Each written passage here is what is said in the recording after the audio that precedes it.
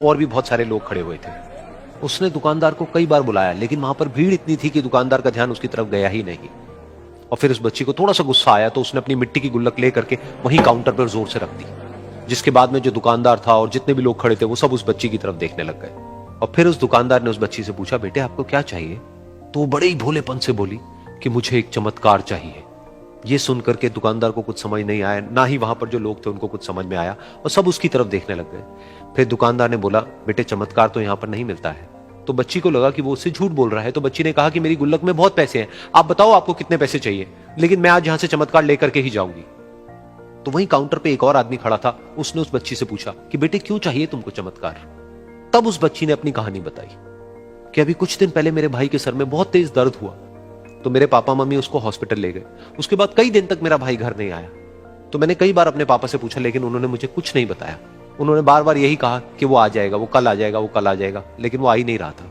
तो मैंने देखा कि मम्मी रो रही है, और पापा मम्मी को कह रहे थे कि उसकी दवाइयों के लिए और उसके इलाज के लिए जितने पैसे चाहिए उतने मेरे पास में नहीं है, अब उसको कोई चमत्कार ही बचा सकता है। तब मुझे लगा कि अगर मेरे पापा के पास में इतने पैसे नहीं भी हैं तो क्या हुआ, मेरे पास में तो है। तो मैंने जितने भी पैसे जोड़ रखे हैं वो सारे लेकर के मैं इस दवाई की दुकान पर आई। फिर उस आदमी ने उस बच्ची से पूछा, कितने पैसे हैं तुम्हारे पास में? ये सुनते ही उस बच्ची ने अपनी गुल्लक उठाई, जमीन पर फेंकी और तोड़ दी, और पैसे गिनने लग गई।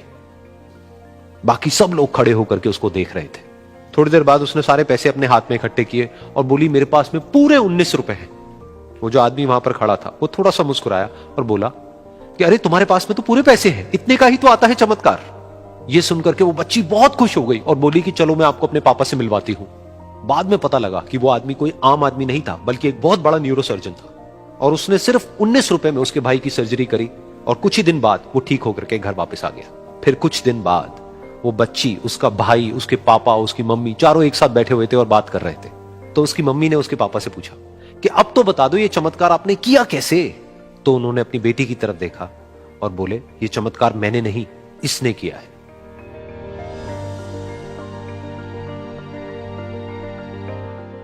तो यहां पर एक बहुत बड़ी बात है जो हम उस छोटी सी बच्ची से सीख सकते हैं कि जिंदगी में कभी कभी ऐसा होता है कि हमको कोई रास्ता नजर नहीं आ रहा होता है और हम लोग हिम्मत हार जाते हैं। तब हमारे अंदर एक बच्चा होता है जो कोशिश करने से कभी भी पीछे नहीं हटता है। वो हार मानने को तैयार नहीं होता है क्योंकि उसको ना शब्द समझ नहीं आता है। वो बच्चा जिसके लिए कुछ भी नामुमकिन नहीं है, क्योंकि वो हर हाल में कोशिश करता ही रहता है।